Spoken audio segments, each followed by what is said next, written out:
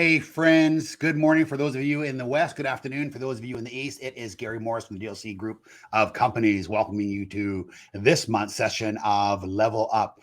Today is an extraordinary day for me. It's so nice to host a dear friend of mine on the show today. Brad Pedersen is someone I met several years ago. We actually are both in a U.S. CEO group. There's 11 of us that are just really, really great friends that have come together that, all run reasonably large businesses. And we share best practice and are constantly working on leadership together and, the skills that it takes to continue to scale and build our operations. Along the way, we built these incredible friendships. So having Brad on today, someone who I know really well, is an absolute pleasure. There's only two Canadians in this U.S. CEO group, and I am one and Brad is the other. So a little background on Brad. Brad is a serial entrepreneur who has been self-employed since his teens. He has built one of Canada's largest toy companies, and he bootstrapped it right out of the basement of his condo. He was consecutively named by Profit Magazine as one of Canada's fastest growing companies and was nominated by Ernst & Young for Young Entrepreneur of the Year. In 2017, Brad sold his toy company with an impressive exit and soon after started his new venture, Pela. I hope most of you were turned in when you saw the video just a minute ago. It is absolutely so impressive on the focus on sustainability. The company is headquartered in Kelowna, British Columbia, has offices in Hong Kong and in China. Brad is currently married to his high school sweetheart, Kelly, who I know well. Together they have two children, Breton and Megan, who both attend McMaster's University. Brad has a brand new book coming out. It's going to come out in the first 4 or 5 months of 2022. It is called Santa Startup. So I'm super excited. I saw some of the mock-ups and drafts on it. I can't wait to read it. Anyone on the show today that sends in a comment or a question or gets engaged in it, we're going to make sure Tara chases you down like we always do. We're going to send every single one of you a book, one of Brad's books, the minute it is hot off the press. So with that, I would like to jump right in and welcome a dear friend of mine, Brad Pedersen. Brad, good morning. Good morning, Gary. Thanks for having me on your show. Yeah, it's so great to have you, Brad. I'm always mesmerized every time we get a chance to sit down and speak, and just the story of resiliency and comeback, and how you continue to be able to build these great organizations and scale them and do it with your priorities and principles and family intact. It's really remarkable. Before we look back on that journey, let's quickly talk about your existing company, Pela. I think it's an extraordinary organization. I think what you're doing is incredible. Maybe if you would just briefly give our audience an overview of the company, some of its products.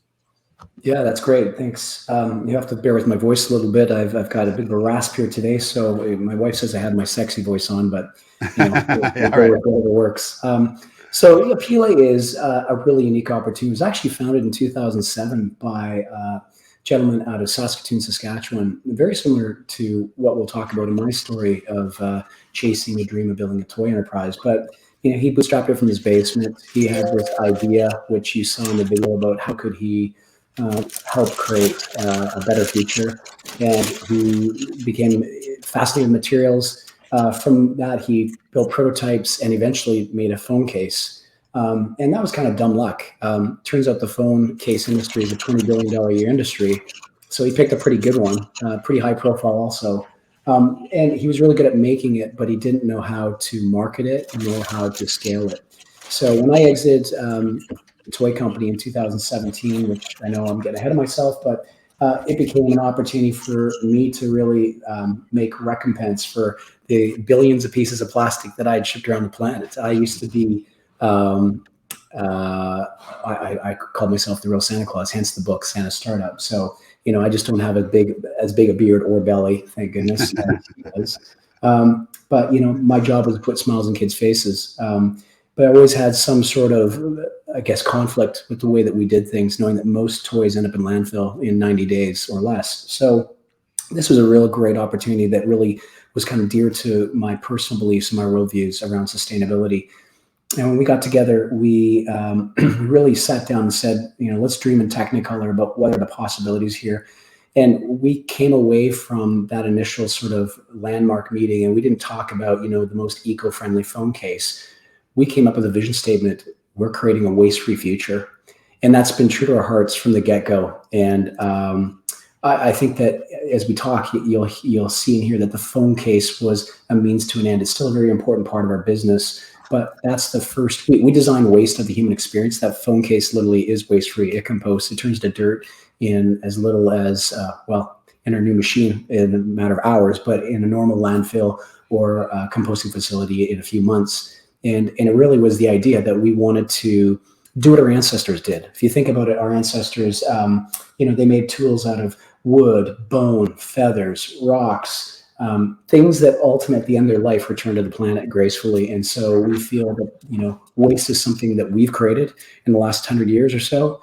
In terms of it not being valuable, it goes to a landfill now. It's waste managed. We want to be waste innovators, and so we're building a waste innovation company.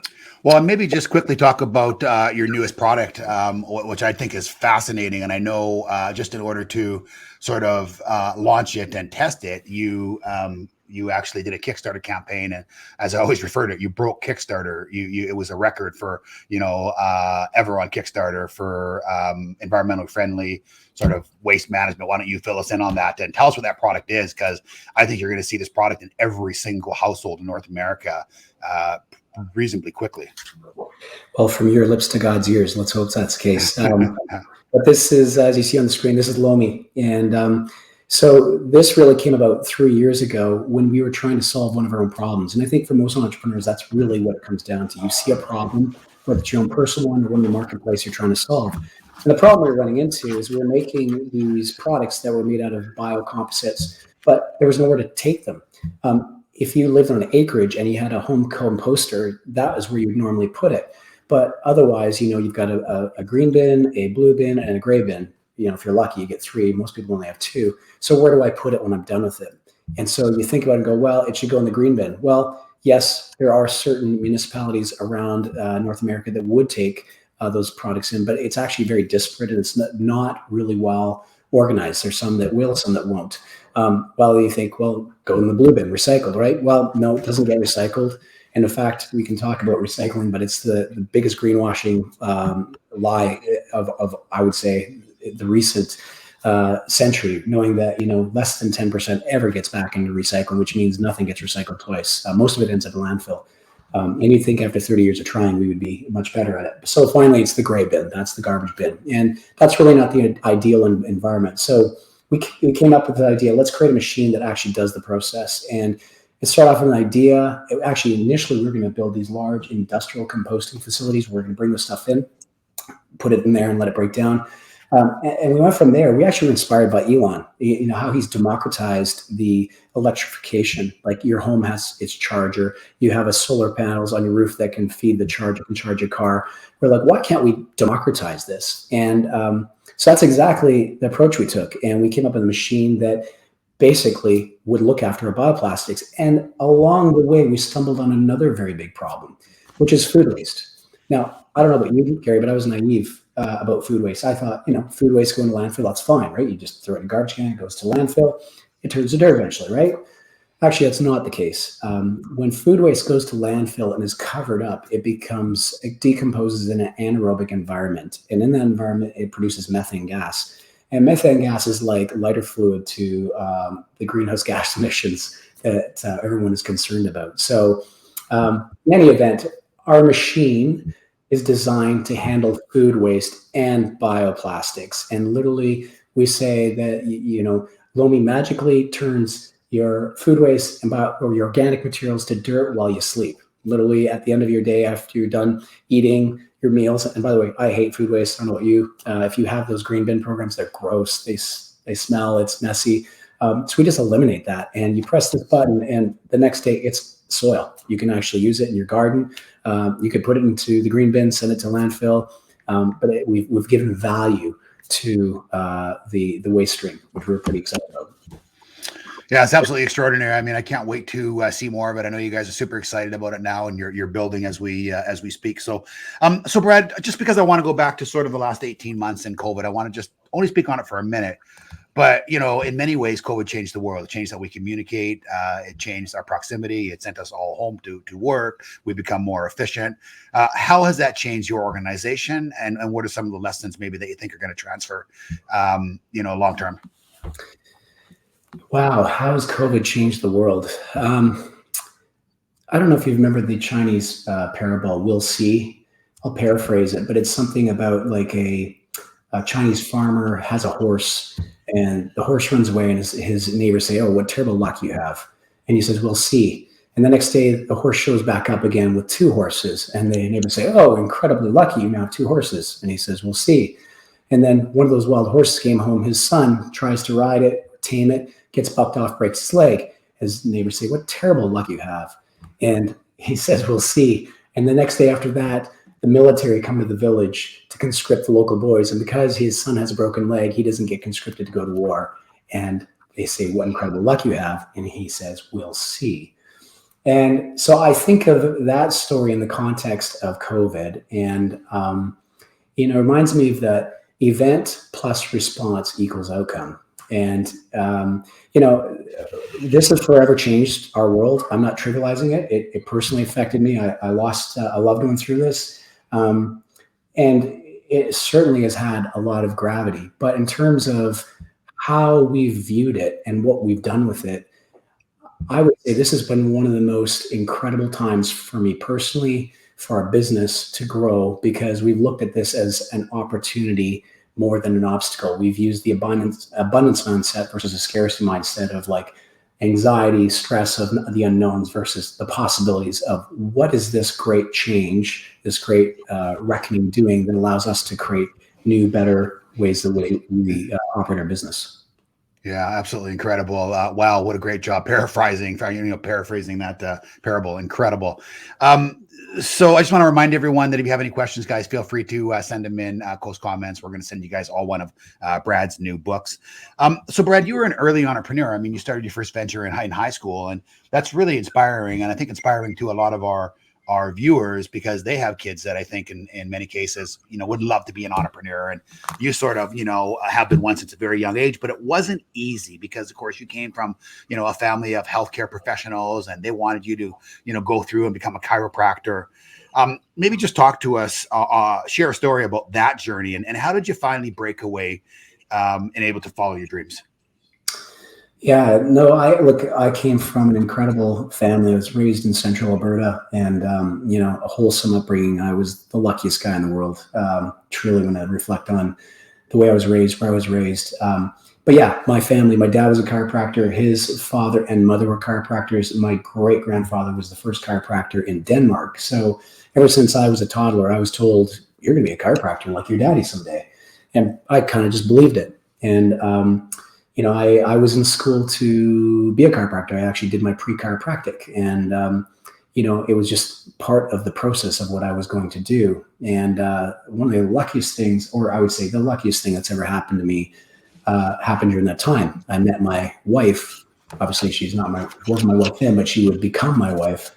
And in that process, she and I were going kind of in divergent paths with education, and I decided. Versus going to the school I was going to go to, I was going to wait for her for a year, and then we would go together.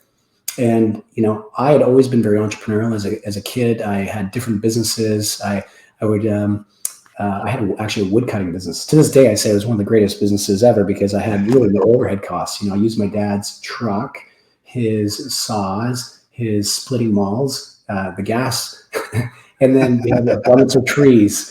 Living where we lived in the forest, and I just go in the paper and see what a cord of wood would be selling for. I would quote it $5 cheaper, and I would recruit my friends from school. We would go and load these cords of wood and sell it, and it was a fantastic way to get the entrepreneurial sort of spirit going at an early age. And so that 1 year off while I was waiting, I just naturally fell to my tendencies of wanting to be curious, which I think is the first step in all entrepreneurial endeavors. Like, be curious about what's going around you, and then having the courage to step out and try something. And I started a business then and never looked back. Yeah, I mean, and what a journey it's been. So the one thing you and I share, Brad, is the love of learning, right? And it's something that, we continue to invest a lot of time and energy, and, it's not easy, and it's very humbling sometimes, right? We make mistakes along the way. And it's amazing, if your mind's open, just how much you can constantly take in, and how instrumental it can be in your life and your business. You've had a lot of mentors. You've always believed in personal development. Maybe speak to our viewers, in your eyes, on how important personal development and mentorship is. Well, I'm a big believer that you're either green and growing or ripe and rotting. You don't sit still in life. I'm always fascinated by people who say, "Oh, I'm done university. I'm done my education. Now I can just go on living my life." And you don't tread water. You're moving forward or backwards. So it's a daily process. It's no different than going to the gym. It's something that you have to set in motion every single day to keep your fitness up. So why would your spiritual, mental, and emotional be any different? They're not. They're the same. So I think it just comes down to your worldviews up front. You have to believe that I think most people wish it was easier. Like when they look at life, they say, "Gee, I wish it was easier what I'm doing." And the real question is, are you getting better? Don't wish it was easier. Wish you were better. And I guess I was continually influenced at an early age through watching my father, who was my initial mentor, and to this day was my mentor. And just the way that he was relentless with his pursuits in life, and in a positive way. I don't mean relentless in a sick kind of unhealthy way, but he just really was driven to be successful. He was inspired to be excellent at whatever he did. He believed in compassion and caring for others, and he just did it with all his might. And so I watched that example, and I adopted it, a lot of it, just through instinct of watching him. Carl Jung said that the most damaging thing for your kids is the unlived life of their parents. And I think that's really true. So as I've gone down this path of being a lifelong learner and pursuing excellence, which is how Gary and I met, because he's the same way. I've often wanted to push it to my kids, say, "Hey, this is the stuff you need to read. Oh, you should listen to this podcast. You should go to this thing." And what I've found is that when you push, you repel. What you want to do is you want to pull and attract them in. And my personal conviction, I'm a follower of Jesus, and he called us to be light in the world, light and salt. And I think there's two different types of light. There is a spotlight, which you can shine on people and it repels them. And then there's a campfire, which draws them in. So I think about that often, and I think I want to live my life in such a way that I'm a campfire that draws them in. And particularly with my kids, live by example and stop pushing and be relatable, be human. Don't try and be superhuman, and it's been funny to watch that, years of my kids sitting in the vehicle, listening to audio programs, watching me read books, and them kind of going, whatever. Yeah. Now my kids in their 20s, and they're doing the same thing. We're sharing podcasts, we're exchanging books, and I didn't have to push it on them. They came to me and they asked, because they came to a point in their lives where they were like, I need the tools to give myself the advantage to be able to live a life of more abundance. And they're curious about what those are. Yeah, absolutely incredible.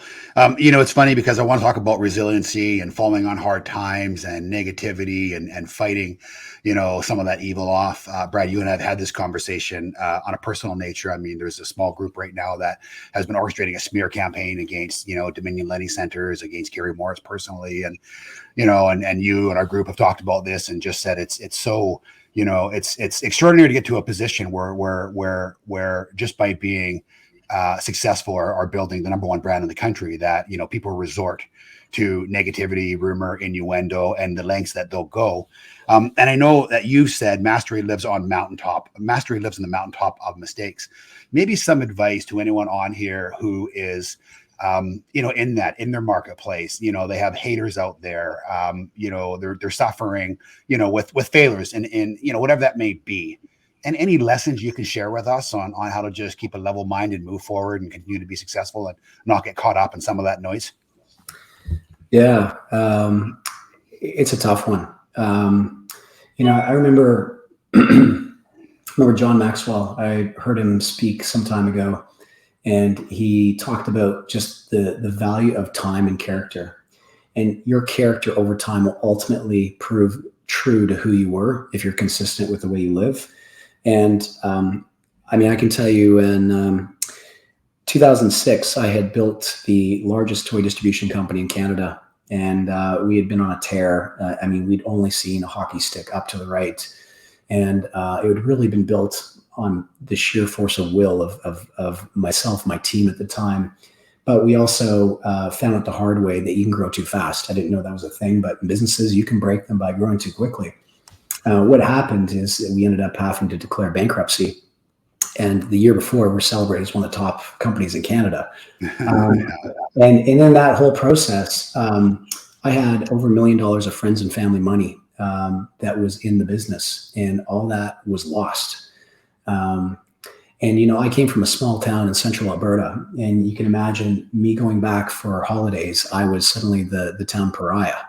And it was, even in the industry, I mean, I was scorned for having built a business that had failed, and there was almost, you know, bad juju with me. So, all I can say is that tough times don't last, but tough people do.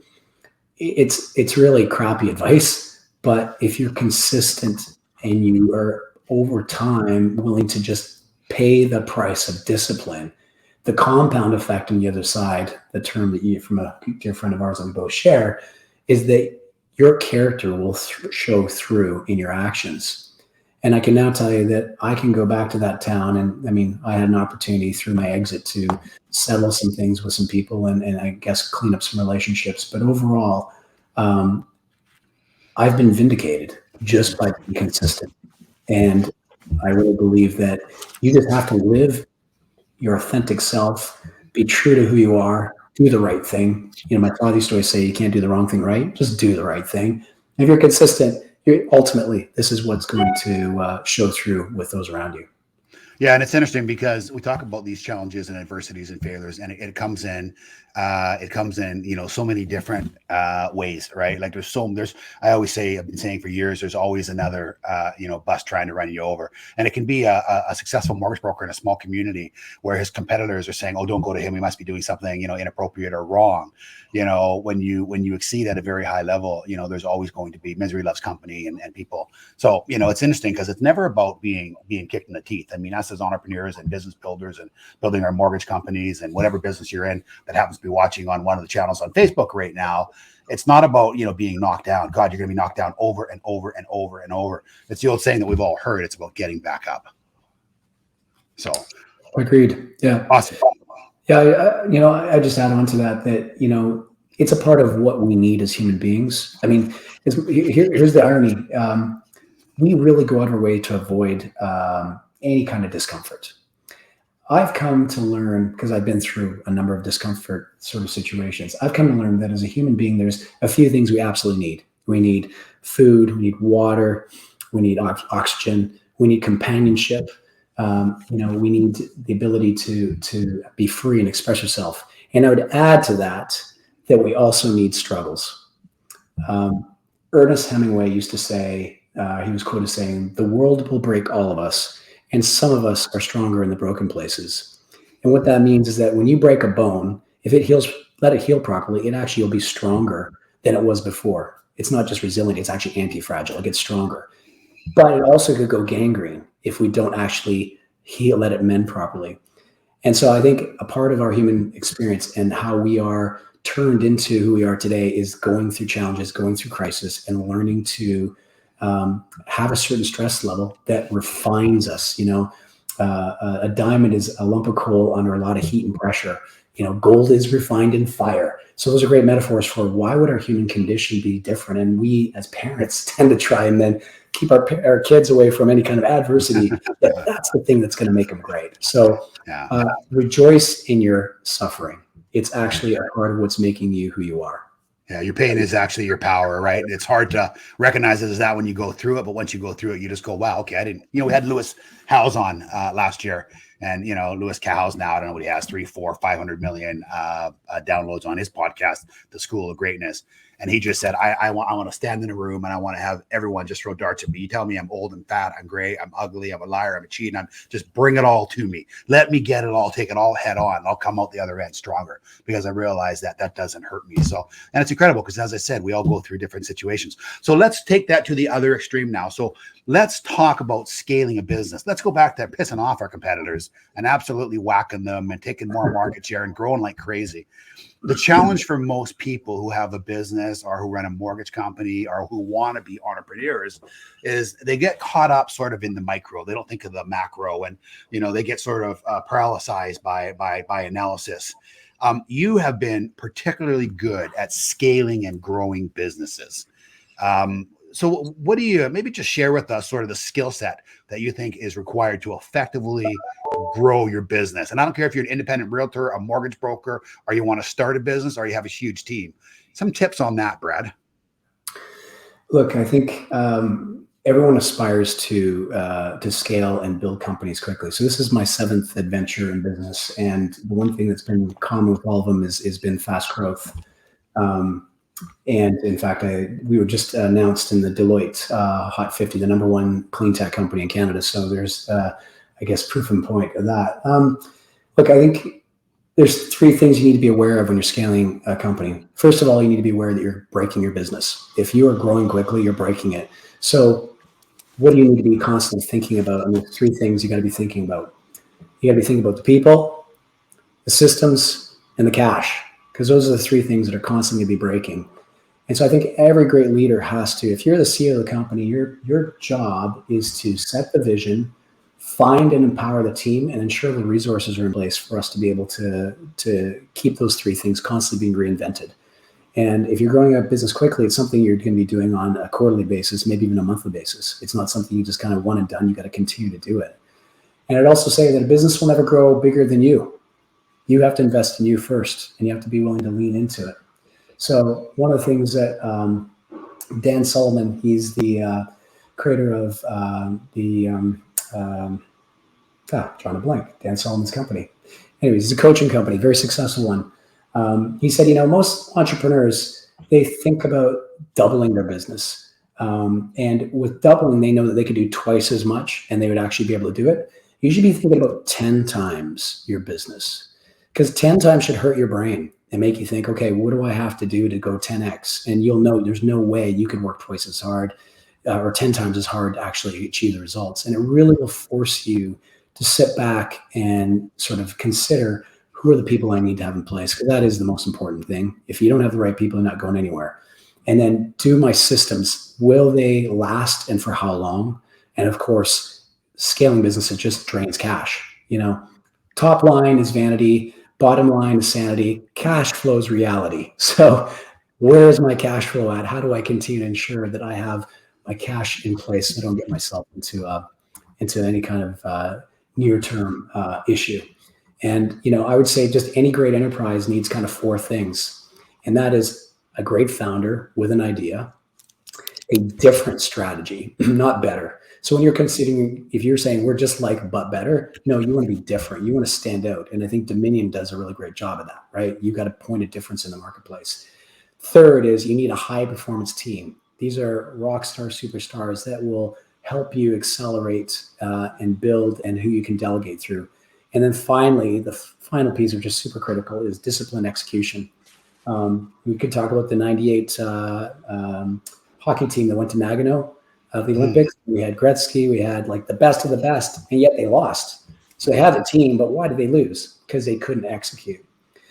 So around those 4 things, and by the way, I would say each one has different impact. Like a founder, great founder idea is 1 times, different strategy would be 10 times, high performing team would be worth 100 times, executions 1,000 times. And around all of that, you need luck. Mm-hmm. And when I say the word luck, people go, ooh, okay, do I got my rabbit's foot or my lucky clover leaf? And the answer is no. Luck is simply timing. The right idea at the right time. You know what? The right idea at the wrong time is still the wrong idea. So it's really about, where is the marketplace, seeing the shifts in where things are moving.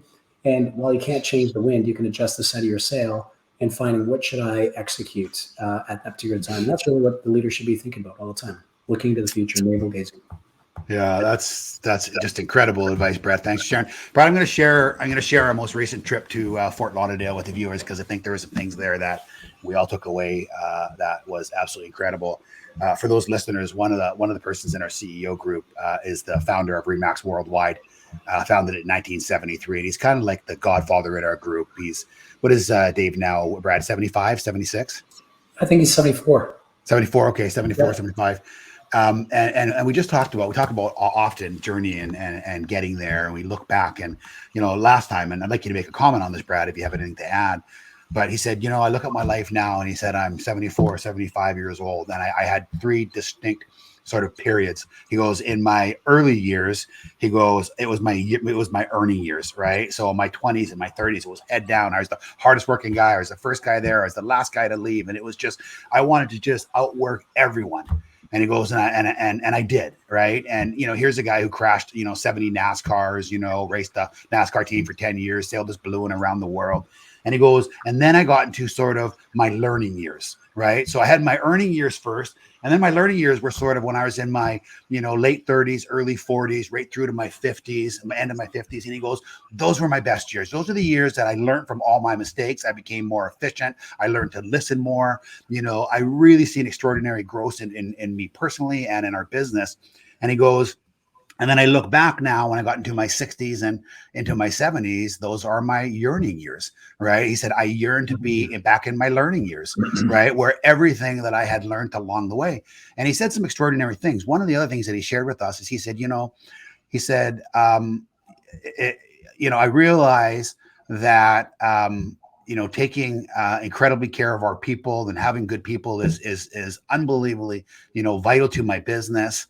And he said, I probably could have done, the same or more, even with less, with not working quite so hard, and that was an extraordinary piece of advice to us, Brad. Anything you want to add on that? Because I think we all looked at that and just said, wow. I mean, I've told that story so many times since. Yeah, no, Dave is absolutely just legendary. I mean, guy, you already explained some of his exploits. He was also shot down in Vietnam. I think he did 3 tours of duty there, and that story is crazy on its own too. What I really got from Dave is don't miss it. And I spent some time after our session, and as I've been going through my book, as I know you're going into your book as well, Gary, I was reflecting on his words. And again, there's a book I read recently called Fathered by God, and it talks about the stages of a man going from a boy, and by the way, he uses his metaphor. So it's go from a boy to a cowboy to a warrior to a king and to a sage. There's a sort of arc of your life, and Dave is a sage. It's incredible the stuff that comes out of his mouth. He really has lived through all of those phases. And I would also just add to it that as I was reflecting on it, I don't know if you've read the book, The 5 Regrets of the Dying. It's written by a nurse from Australia who spent time with people in palliative care and just, came up with she got the courage to ask them questions about what they would change and what they would do differently in their life. And they came up with 5 common themes. The most interesting thing to me is that the 5, only one was, I wish I wouldn't have. Everything else was, I wish I would have. Right. Regrets of not doing things. And by the way, the thing that they wish they'd not done is actually work. They work too much. So I think it's very apropos that, we all go through the same human condition. We're born to die. We are all dying. And when we get to the end of life, will you say, I'm glad I did, or I wish I had? And according to her book, most people say, I wish I had. And that's sad. I think it's great for us to reflect on that. Yeah, and you actually just triggered something else that David said in there, and that was exactly it. He goes, so many of us are waiting to get there. We're waiting until the kids are a certain age to do certain things. We're waiting until we have a little bit more money. He just said, my God, if there's one lesson I've learned, if there's something you want to do, somewhere you want to go, if there's something that is really important to you, try to do it when you're young. Make time. Your business will take care of itself. It will still be there if you've really worked on running a good business. He just said, because you don't know when you get into your 60s and you retire, you think it's going to be the golden years, but in many cases it's not golden. And he says, so, the one thing that I would tell all of you, and we're much younger, most of us in the group, is do all this stuff now. Don't wait for till you retire, because you don't know if you'll have your health or you'll be around, or those who you want to do it with are still there and healthy. So I thought it was, incredibly sage advice. Yeah. I think, I heard this said that, most people give up their health to pursue wealth. And then a lot of part of their life, they use their wealth to try and reclaim their health. That's sad. You should have that all the way through your life, focus on the most important things. So let's jump into that then for a minute. Let's jump into habits. And I mean, it's interesting, Brad, because, you're incredible in so many ways. Not only are you ragingly successful in business, you married your high school sweetheart, you got 2 wonderful kids, you have tremendous faith, but you're also an absolute specimen. And it's funny because I've often said to people, it's really hard to get the trifecta to nail everything. I mean, even myself, I go through periods. I've been struggling with weight almost my whole life, and there's so many areas that I can do, so well in that I think I'm holding my own or I'm proud of. And there's other areas that, that I still consistently struggle over and over. And one of them, is health, really. And you have been scientific when it comes to habit. Talk us through your process for that. Like, what is your mindset? Like, how do you not slip off? And I slipped off last night and ate like 12 gingerbread cookies at like 10 at night. Really? Yeah. You know what, by the way, you're too kind. I'm definitely, I've got lots of shortcomings. I am definitely disciplined, for sure. And I guess here's how I would describe it. I call them my 8 pillars. Okay. There's 8 pillars in my life, and they're all with F's. So there's my faith, my family, my fitness, my finances. And then there's fun, friends, freedom, and finishing. And I'll explain what those are. So obviously, I think the first 4, faith, is your spiritual connection with your creator, your family, self-explaining, your fitness, your vitality, your ability to live to human. You can't give what you don't have. If you don't have vitality in your body, it's hard to give it to the people around you. So I'm a big believer that you have to have it. And then the finances is just simply, what do you do to drive the economic engine? Like, what are you doing to create value in the economy? And I'm a big believer, those 4 you have to touch daily. You have to every day set up the discipline to touch those 4. It's not, this is a part of just the discipline and rigor, and how you do it is up to you. I'm not being prescriptive, just as long as you're doing some of those. The other 4 you have to do weekly. Fun. I like to mountain bike. I like to ski. I like to wake surf. Those are things that are fun. And I like to do it with friends, connections. We were born for relationships. We were designed to have human connections, and we create value in our lives by creating value in other people's lives. Freedom is really what I describe as entrepreneurialism. That's the idea of the freedom to be able to design. Everything is created twice. First in your mind and reality. We're sitting in this room. This room digitally was somebody's imagination that was created that we now are working in. So the freedom to be able to express that creativity. And the finishing piece is what we talked about in terms of reading books, hanging out with smart people that are going to push you, listening to podcasts that inspire you, getting better. It's that continual growth. So I look at my week and I audit it. And I think that's the best thing. Tracking is just say, today, did I spend time with my creator? Have I invested time with my family? Did I do the physical work to help my body? And have I advanced the economic engine? Those 4 things need to be done daily. And then the weekly on the other side too. And in fact, you can get all in every day. You're great. But for most of us, that's hard to do. And so I think that's been helpful for me. I also just, I have I think similar to you, Gary, I have a Sunday sort of planning session. I lay out my week Sundays.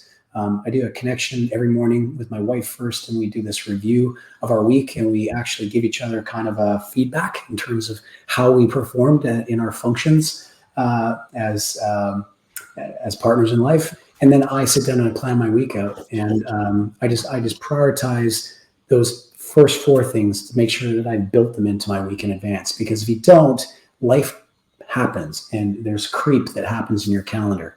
And I just try and mitigate that by planning up front. Yeah, thank you very much for that. I absolutely love the category of the Fs. I mean, that's something that I'm going to print off myself and continue to work on. It's interesting because it's always a journey, right? You just, as we've often talked about, you never stop learning, right? You can go home tonight and you can sit on the couch and you can watch America's Got Talent or something else, or you can, spend some time investing in yourself. And, I don't, there's nothing that I've ever done ever in my life that, I appreciate more of the time that I work on personal development, and it's a work in progress. I'm still such, it can change so quickly, right? I've shared in this story, and this is a personal story a little bit, but I've shared a little bit through these Level Up podcasts, because I want everyone to know that life is not easy. Life is not fair. Shit can happen. You suddenly lost your dad due to COVID, obviously, this year. Like, it is very hard. There's a bus looking, I have my brother who's bipolar schizoaffective. I've looked after him for 25 years. He's been extraordinarily good for the last 3 years. We've had my brother back. It's just been an absolute pure joy. 4 or 5 days ago, we started looking, we started just seeing the way he was showing up, talking to us, looking at us, his eyes dilated, and he got sick again. And in the last 24 hours, he caught his apartment on fire. He lit off his car. He threatened to kill someone. And the people in his apartment complex have called us, and they're going to, use lawyers to kick him out of his home.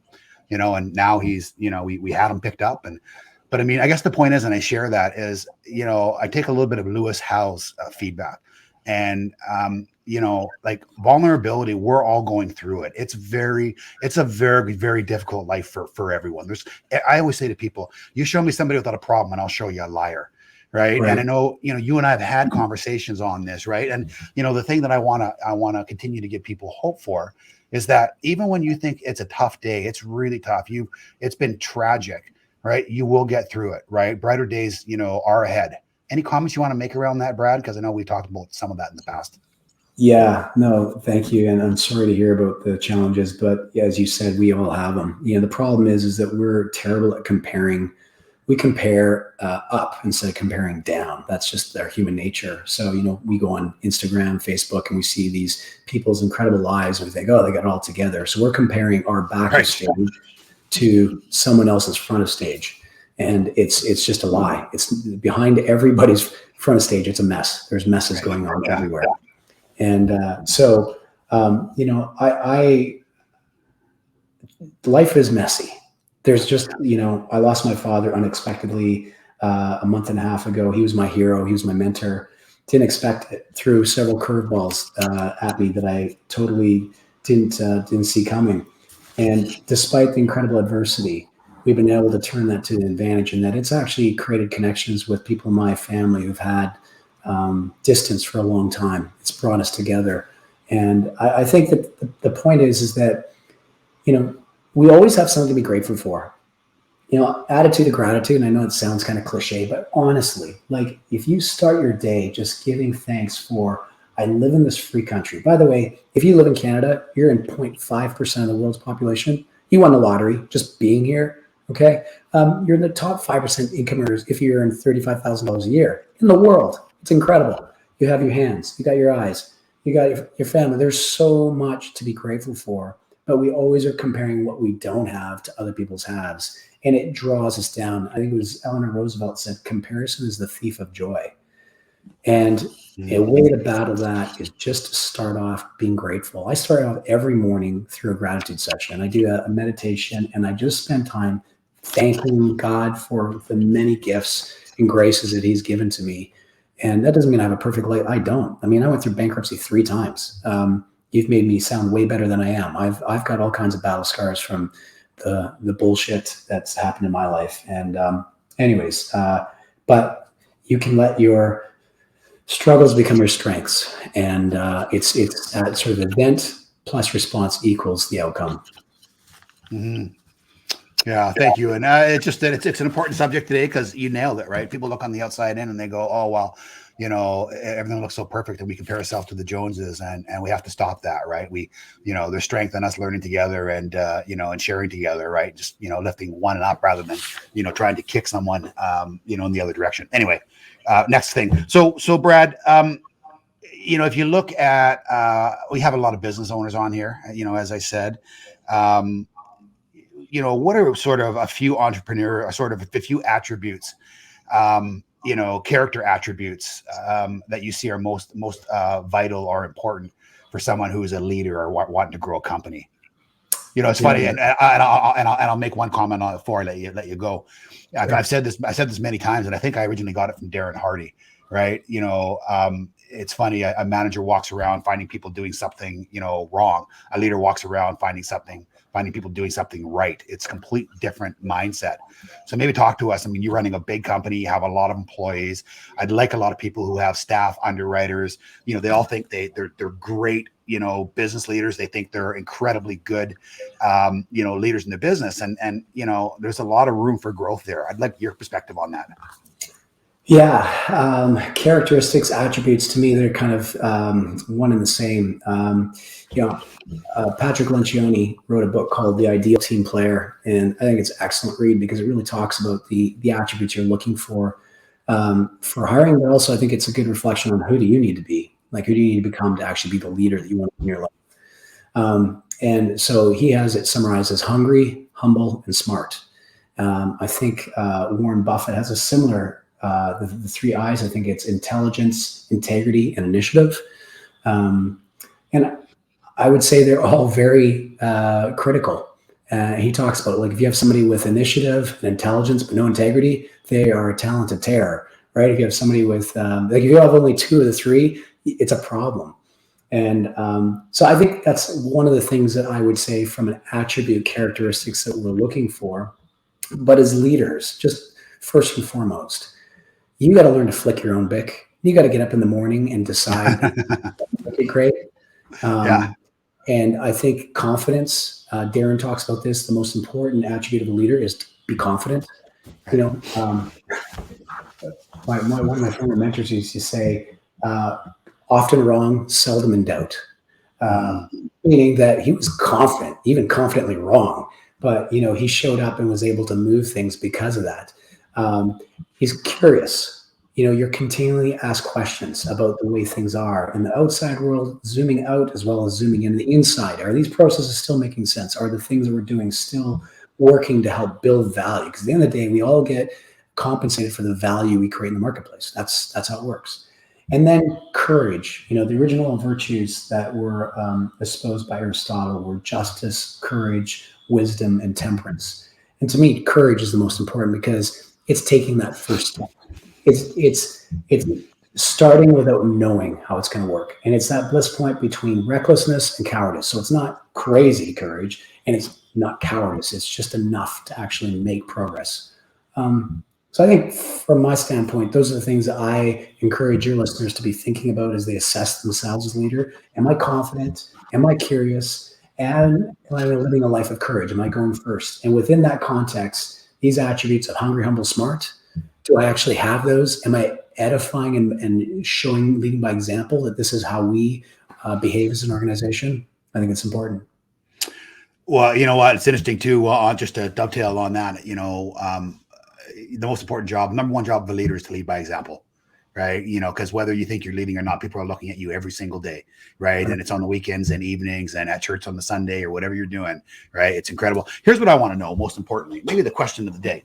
What the heck are you using for brain food? Because your ability to, your retentive nature of your brain to repeat all these parables and books. And I mean, I read a lot and I have for years, but I mean, I have a long book of things that I look back on. I mean, you are just remarkable on how you communicate, Brad.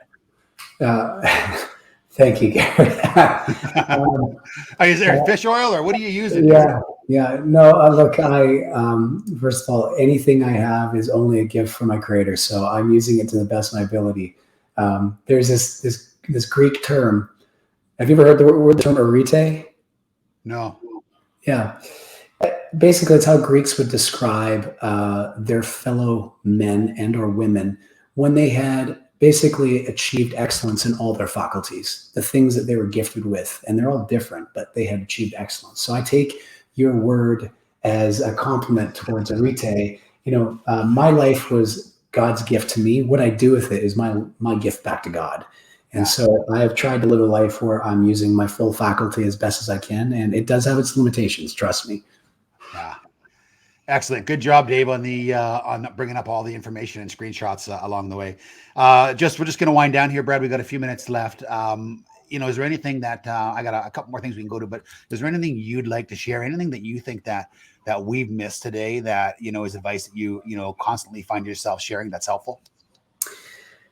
Look, I think you're the average of the 5 people you spend your time with, and that doesn't have to be just in person. That can be a lot of my best mentorship came from books and audio programs. Me too. And Gary is an incredible human. I mean, I have not met too many people with such incredible drive and tenacity and just desire to be excellent and to be the best. And so find people like him and plug into him. And that doesn't mean you necessarily have to hang with him, but you can hang with him on things like this. But you will, GIGO, garbage in, garbage out.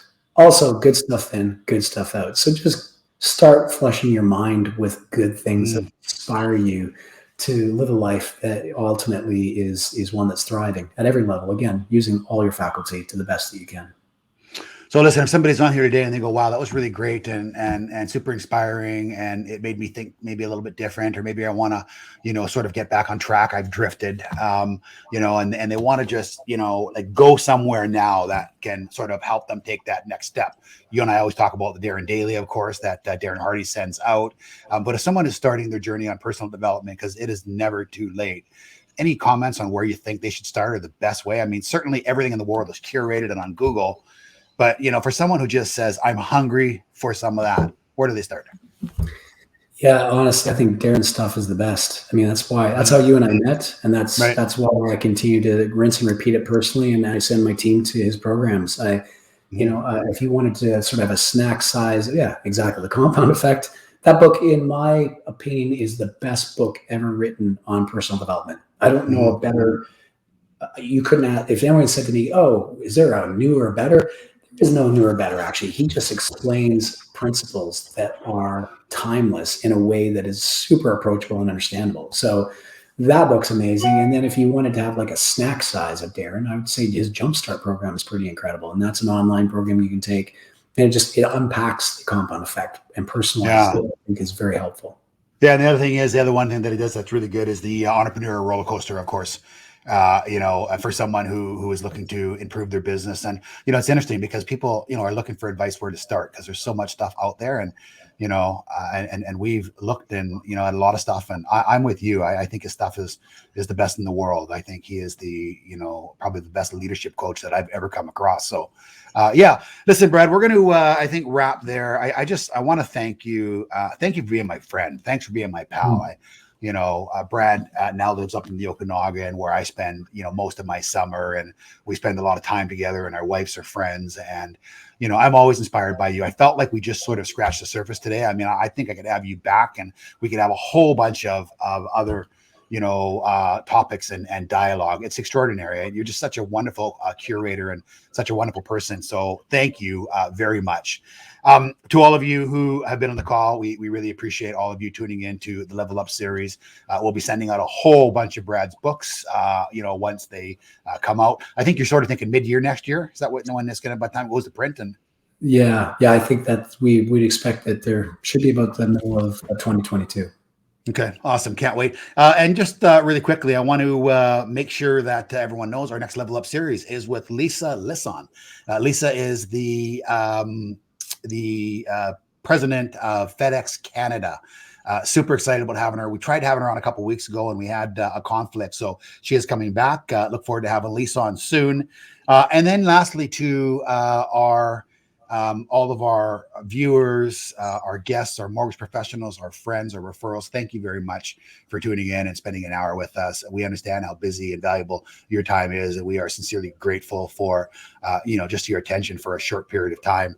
And then lastly, First National, our sponsor, an amazing lender, someone we've had a brilliant relationship with for many, many years. Just an extraordinary company ran by extraordinary leadership. So thank you guys for helping us with this program and always being there for us and always being there for the Canadian finance industry.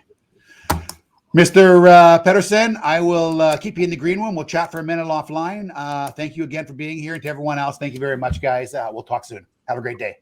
Thank you.